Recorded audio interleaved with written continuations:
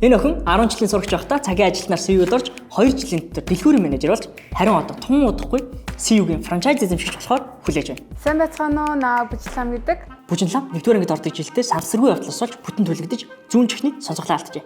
Гэвч хизээч үүнийг бэрхшээл гэж бодож хөдөлмөрлөхөөс хойшоо суусангүй. Тэрээр 18 настайгаас хойш 5 ор худалдааны байгууллагаар ажилласан ч түүний хөгжлийн бэрхшээлтэй мөн 10 жилийн сурагч хийж үзэн хинэж доктортой ажиллах боломжоор хангасангүй. Харин одоогийн ажлын байр түнд тэгш боломжийг олгосон. Би өөрөө өвчнөр хөгдөж байсан болохоор хүүхдүүдэд тусалахыг хүсдэг. Миний хамгийн том мөрөөдөл бол дэлхийн төвийн нэгдсэн эмнэлэг болон асрамжийн газартай болох. Мэдээж үүний тулд надад мөнгө шаардлагатай. Тийм учраас би CU-гийн франчайзи эрхийг эзэмшээд 25 наснда өөрийн гэсэн бизнесийн орлоготой болох нь миний хамгийн том зорилго. Яг одоо энэ зогсож байгаа дэлгүүр бол миний өөрийн болохоор сонгосон дэлгүүр юм аа.